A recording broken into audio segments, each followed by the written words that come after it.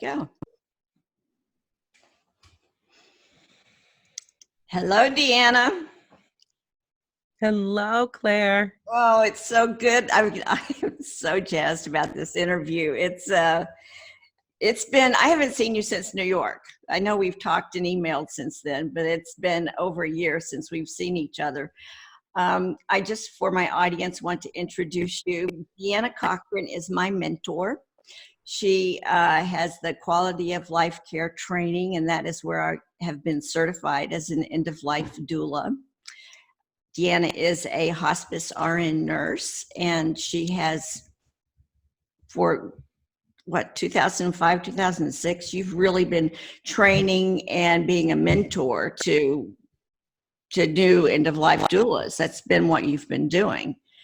And Yes. And you are a pioneer. You are maybe the leading voice in death and dying for end of life doulas in the United States. I'll just say that you are. It's happening because of you. I mean, there are other women as well and men. Oh, yeah. Are, but yeah. I think we're definitely a collective of people, and I definitely, this is my joy and passion. Absolutely. just certain people are called to this. We were finding out that. Yeah. So Yes. Deanna, tell us what exactly, because my listeners may not even understand what the role of an end of life doula is. So could you just Sure. unpack that a little bit for us and how that works with the family and the medical system? Sure. So in this country, what I'm going to go by is the National End of Life Doula Alliance definition.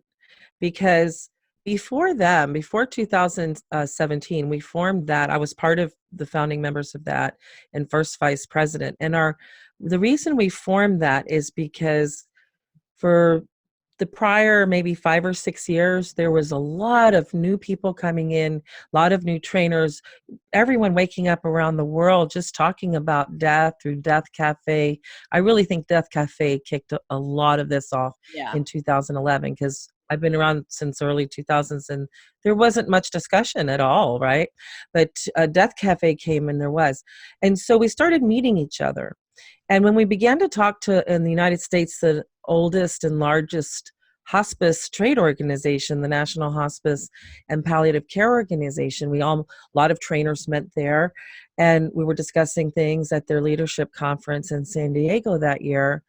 We met afterwards, and we thought, why don't we join together several people who are training and doing things, and let's try to create some kind of, not that it has to be uniform, but some kind of standard so that when people learn about end-of-life doulas, there's some kind of common understanding.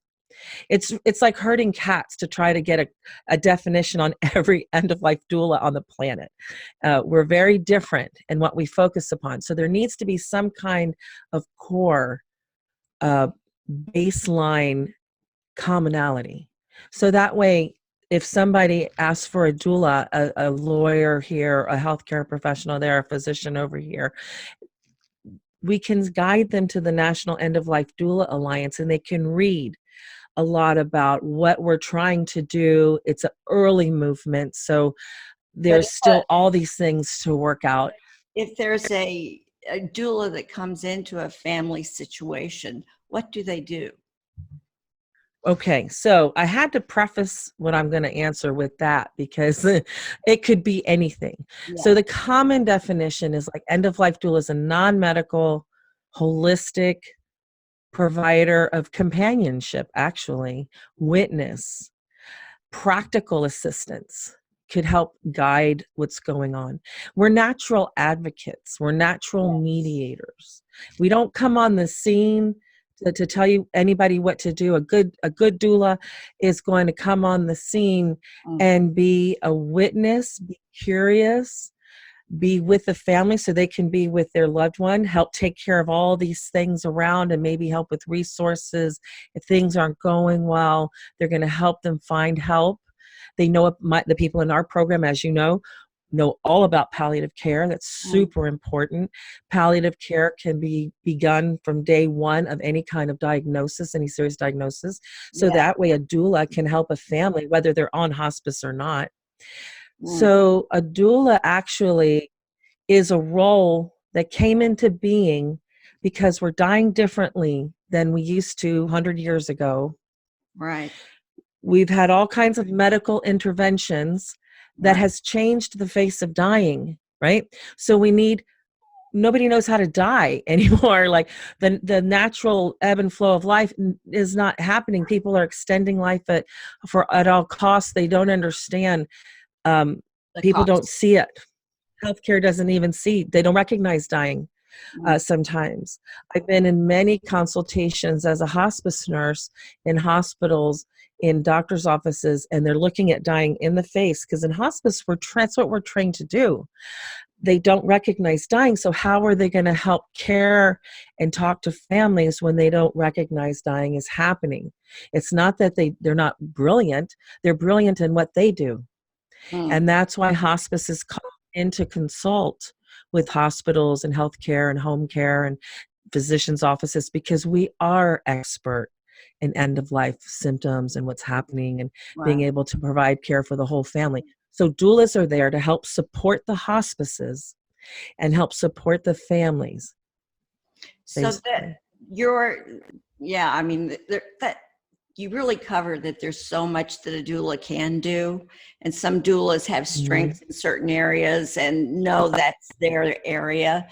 I really identify with the advocacy of the role, and trying to support families to come together. Often you're just like really the one that you said, mediator. There is a need for that. I wanted Mhm. to talk a little bit about your new book that's out. My God, it's an Oh, Amazon seller, and it's called Accompanying the well, it Dying. ebbs and flows. Well, That's how Amazon works. It ebbs and flows. It doesn't stay on the top, but it if ebbs and flows, and they tell you, "Oh, you're number one now." Oh, okay. that's great, you It's made it. lovely. Yeah, But it's nice. anyway, I wanted It's to get the nice. title out: Accompanying the Dying, the practical, heart-centered wisdom for end-of-life doulas and healthcare advocates. So Yes. I love the heart-centered, because if I had to describe you to anyone, it would just be you are so in your heart, and how Thank you you. train the doulas is to actually, if you're not coming from that place, you might think of another profession, truthfully. Um, so It's really true because, yeah. in your book, you talk about, I don't know. We have a little delay. I don't know if you want me to. What I was going to say about that, the heart centered, it's not that we have to be, it's not that we have to be a Pollyanna. That's not the heart centered that I'm talking about. When in the end of life, people are very heightened emotionally mhm, in the in the family where the dying's happening. So when we come in, anybody that comes into the family system, they're very tuned in to our emotional state and our spiritual right, state. So if we're frazzled, even though we're presenting well, if we've got kind of frantic energy inside of us, they pick it up. They just do. exactly. So if we're always in stage fright, what if I don't know, and all those kind of things. And Mm. if we're trying to come with an agenda, there's a pressure in that. So we do need to lead with our heart and lead with curiosity. But it's And that way we stay open. but Hmm? it's practical information as well. I mean, it's heart Oh, centered. it's very practical, but Yeah, we have to have a somewhere to begin. Like you were saying, like we need to come in that door of heart centered so we can help in any way that shows itself. right. All of the rest that shows up is practical resources, helping plan, getting a lot off the family's plate so they can be with their loved one and have that experience with I just wanted to ask you, because there was a term in your book that you talk about, death positive, and just explain what death positive is, and when you also talk about it as being a movement, what do you mean by it's a movement? Well, I didn't coin that. I think Caitlin Dougherty coined that. Okay. Smoke in Your Eyes, lovely, powerful, fun advocate for death empowerment. I like that term. I like death positive. I like dying well, death empowerment.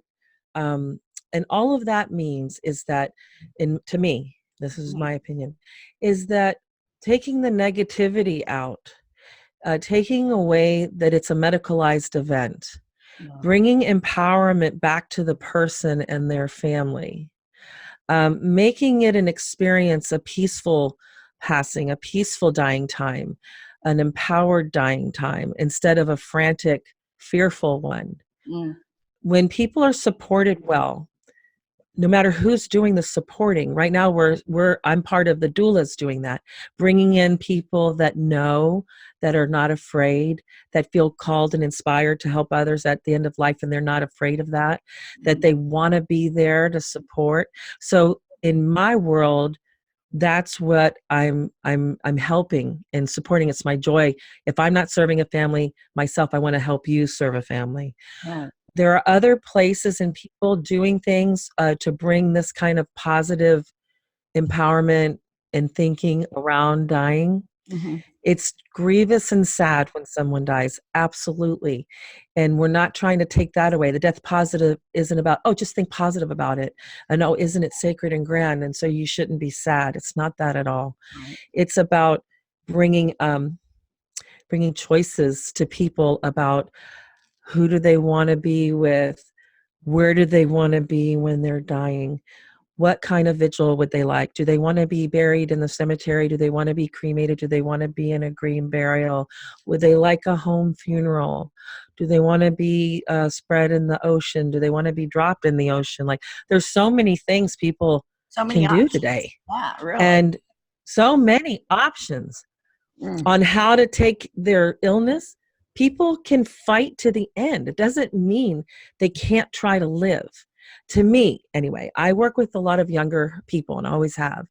And it's not about, oh, they need to accept they're dying and give up the fight, because many of us are going to want to live to the last minute possible. And so you can still die well, and I've seen it and I've supported it. People can still die well, even if they're trying to live to the very end. I think They're trying to live, they're trying to beat it. I think part of it is just culturally, we've kind of, death is either this, like, guy with a scythe and a black outfit, and it's put a bad rap on death in the sense that, if death is part of life, we've got a story and we've got a beginning, a middle, and end, but we tend to just push death aside and not have the end of the story. I mean, why would you want? I mean, our whole life is a story. So I think there's a lot of education There's so around many things. attitudes. Yes. I think if we were compassionate with each other in this, trying to bring about an understanding of what you just said, it's natural. There's a story it's a circle and all of that. That is all true. And when somebody's not used to talking about it, like, just don't even think about it. Right. I'm really hopeful that all of us will be compassionate to go, not to demand that they accept it. See, that's the other thing. Come onto the scene with the pressure that you must accept death. That's not having an open forum. So on any controversial topic, and death brings up very big feelings for a lot of people, because so many people are walking around in tremendous grief and not knowing how to deal with that. So then when we start talking about death, all of that is coming to the table as well. So as death doulas, as end of life doulas and educators and people facilitating conversation, we need to be very mindful that people are coming to this conversation a lot of times with heavy feelings they don't know how to deal with. Yeah. Also, one thing that seems to be very prevalent are the gaps in services that people experience while they're on that medical system, you know, we're going to, and the transitions, every time there's a transition and a different level of care, that seems to be the time when it's most challenging to support a family, is whenever there's a transition or whenever there's a gap in service. So again, how would the end of life doula support in that way? Powerfully, because I call us gentle guides, Mm, and we're invited into the family system. It's unusual for a doula to be invited in before the last days because many people are calling themselves death doulas. So the people that are going through their decline are not interested in a death doula at that time. They're trying to live. mhm, So part of what I feel is necessary too, the people that want to work with people who are earlier in the process, they can say they have death services, death doula services, but I would encourage you to call yourself something a little different. I'm not saying deny that death is happening. However, if you're working with somebody who's trying to survive early on in the illness, a death doula might not even get invited. So a person who's trained as a death doula, who also has strong palliative care education, right. which we do here, you know that, then that person, that doula, call them whatever you want, can help that person as they go through those decline periods. Mm, Palliative care had long before hospice is chosen. So palliative care is done concurrently with cure-directed treatment. So right. people can have a treatment care plan, and they have a palliative care plan. So as they're declining, they're being supported well with palliative care. Mhm. That doula is instrumental in getting people that kind of support. Most people don't know they can have that. That's right. When people find out they can have that, they're like, why didn't I know that? Why didn't Uncle Bob get it? Why didn't Grandpa get that? Right. It's because that's also a new movement. It's, And so healthcare is learning about it yeah, as well as lay people. yeah, yeah, that's true. Um, so if you're going to talk about a forecast for like the next 10 years with the baby boomers peaking, I mean, what forecast do you see for the role of doulas, but the medical services and things like that? What do you see? Well, people have been talking in the media about the silver tsunami. I'm sure you've heard them say that. Mhm. And they're referring to the age group of the baby boomers, and their elders are going to be dying at a alarm. The volume of people that are going to be at end of life and dying Mm, is grown, what it's like 60, 70, 80%. And for the first time in history, in 2030, I think it is, there'll be more people over 65 that are under 18. First time in history. So up until now, the baby boomers, this huge group of people, are supporting the ones above, which was not that big. Now we have the people in the elder years, this huge group of people, and we have much less under them to take to care. So in my projection, that's why I create a neighbor to neighbor, is I think we're going to come full circle back to the days, well, back in the pioneer days when neighbors were helping each other. We're going to come back to that because there's not going to be enough support and money to do it any other way. and that's where people, So healthcare is great. Excuse me. that's where people want to be. Majority want to be at home. Well, they want to be at home, but there's going to be a crisis in care, Mhm. and there's going to be a crisis in what to do, because healthcare systems, and people I talk to doctors and nurses and respiratory therapists and physical therapists, occupational therapists all the time working in the field right now. Mhm. They don't have the time to explain, and they don't see dying happening often. They're not trained in that.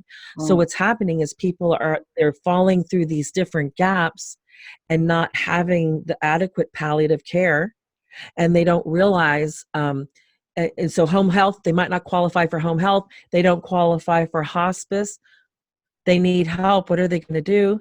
Maybe they can't afford personal companion.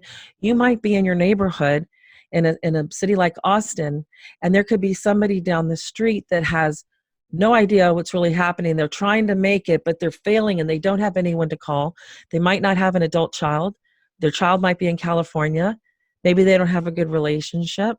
Like, so many things are going to be happening like that, that it's going to be us living next to people going, I noticed neighbor Joe over here used to garden every Saturday. We haven't seen him in months. Maybe we ought to check on him. That's already happening in neighborhoods. It's already happening. In Australia, they have a Silver Chain, which is a community-based nursing. And so, although they have a lot of the same challenges that we do in the United States, I do see a movement towards community nursing. And also they have a lot of people that are so remote that they have rural doctors, you know, that get on the planes and they go fly to. And telemedicine. Telemedicine. Yeah. Dr. Michael Fratkin over in California, a palliative physician who created Resolutions, he is doing groundbreaking work with providing palliative care prior to hospice, using telemedicine and any other means he can get to the rural people out in the mountains and out in wherever they are. There's no hospice. I know. And there's no doulas. Not everybody has access to hospice. Yeah. Well, there are, like, he's aware of doulas. He came to our doula conference in New York, remember? Yeah, I do. Yeah, he's an honorary doula. Yes, absolutely. Yeah. No, when I was taking care of my parents, I really, learned so much. And then people came to me and wanted me to duplicate what I had done for my parents, because they both died at home and hospice was right there. And I had, it was a great passing for both of them. And I started helping people duplicate it just because they came to me to seek help. Absolutely. Yes. And I read something about you on the internet and the word about End of Life Doula. And I was like going, oh my God, there is a title, there is a word for what it is that I do. Yeah. And I think one of the things I try to explain to people is that somebody's going to be a doula. It could be, a nursing staff person. It could be an ICU person. It could be somebody's going to play that role, but they may or may not know what to do. So, yeah. And I really It's interesting that so many, like you're saying about that, about somebody is going to be nearby. And wouldn't it be amazing if when you feel confident? See, that's the thing. There are many of us around in the circle of somebody who's dying, but how many people, as you know, stay back? How many people that were close to them? And because this is happening, people back off, not because they don't care and don't love their person or care about their friend. They don't know what to do. They're not confident. They think they're going to screw something up. They think they're going to say the wrong thing. They don't know what to do. So that's when we go, oh, call me if you need anything. Most useless. Don't even say that. Don't ever say that. If you're going to find yourself wanting to say that, don't say that. Just say, I'll call you tomorrow, or I'll call you next week, or I'll come back on Saturday, or what, I know that you've had some incredible experiences, taking care of people, and you've probably seen some pretty horrible experiences as well. But give us an example of what one that didn't go so well and what was missing. And I think about Ram Dass, that must have been one that really went well. Oh, I wish I could have been there with him. I know people who were, but I didn't ask any details. But he was happy. He would talk about it, and I was so fortunate and feel very blessed that I got to be with him a few times every year. It was not like I got to study with him, but I got to be in his presence, and I would make sure I was sitting right by my leg. My right leg was always on his wheelchair, and I would write every word he said down, and I'd look at him and watch him, and his eyes were so sparkly when he would talk about dying. One time he says, you doulas, And he started looking around the room from the left, and I was sitting right underneath him. I was right here. Yeah. And so he's looking up and he goes, "You doulas and physicians and whatever." He goes, "You're on this side." And he goes, "Oh, I'm dying. I'm like," I forgot his words. I have it written down somewhere. Like, "I'm failing, I'm declining," whatever the words he used. And he's like looking disturbed. And he goes, "This is you all over here." And then he looks and he looks, and then he gets over here and he goes like this, and he starts going, and this is after death, right? And so he goes, "So we're in both areas. We're no," he goes, "I'm here with you here, and then I'm here. So me, the one dying, is in both places. Exactly. So it's up to us to be with them over here too, and to, be with them, right?" That's Ram Dass says, be here. Be here. Yeah. And he always lit up.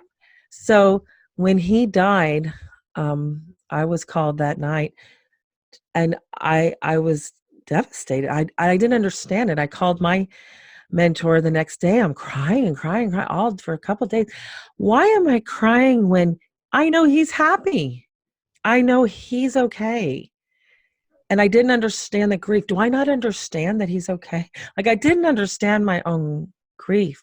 Yeah. And it just took people, because I think that's true for all of us. It doesn't matter how long we've been doing this work. We're human beings. And when we lose someone who gave us love, deep love, we're always going to feel the missing of that. Yeah. Not something you get over. Yeah. And as much as we want to talk about connection on the other side, and that we have that connection, and I know that's true, we don't have it on this plane anymore. Yeah. And that's devastating. Yeah. So it took me a while. It took me a few days for people to tell me, "You're a human being." Like, I know that. And I know he's happy. I just couldn't reconcile it. Yeah. So I just think we all need each other. We all need each other. Doulas go through their own pain, and we need each other, because when I'm going through, I'm a doula, I'm a hospice nurse. When I'm going through my own losing of somebody, I need to take a break sometimes. I need to relax sometimes and just take care and soothe my own heart.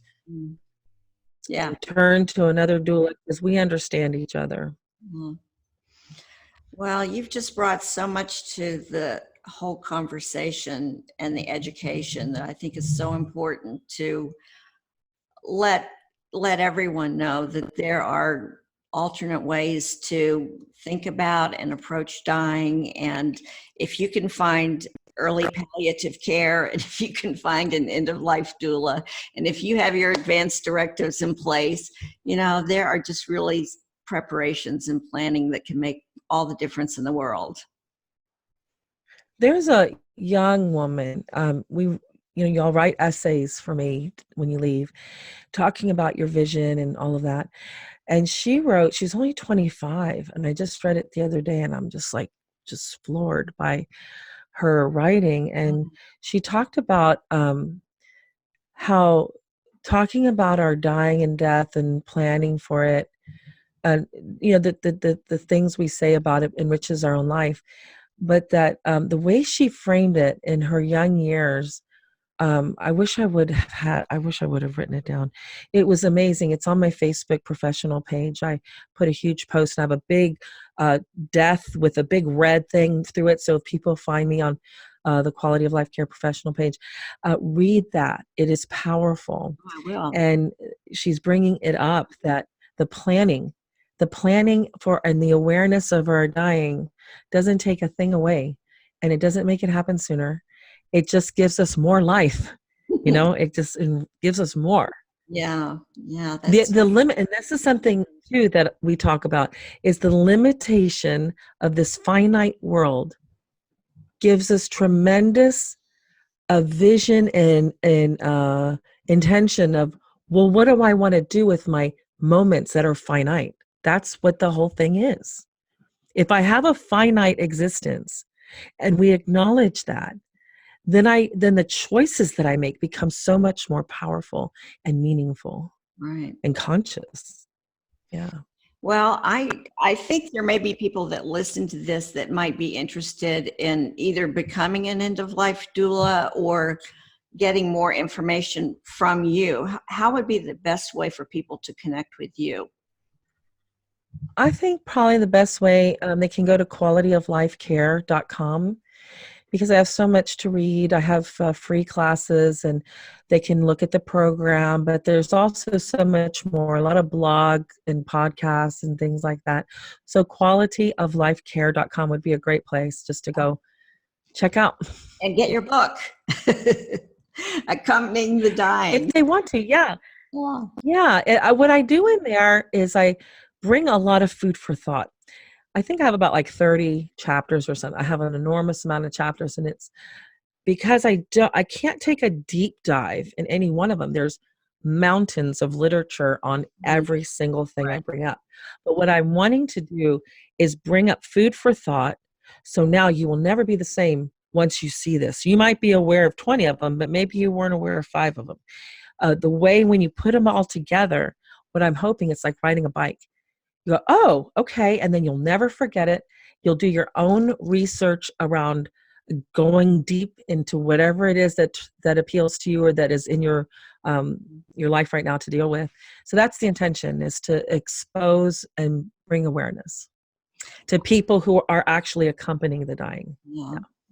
Well, thank you so much for this time, Deanna. It's just been always great to Oh, talk to thank you, you and Claire. to get to see Thank your you. face at the same time. I love it. I know, it's lovely. I love where you are. It looks like beautiful. It's 8 o'clock at night here, or whatever. It's dark. But Oh, it looks like a beautiful day for you. it's late morning, and yeah, I'm in Southwest Australia. It's beautiful here. I know. Lucky you. I know. Oh, I've But been I'll there. be It's so back in beautiful in Texas Australia. then. I'll be back in Okay. Thank Texas. you so much for having me. I appreciate you. I Thank you. love you, Deanna. Thank you for everything. I love you too. Okay. Thank you. Bye-bye. Take care.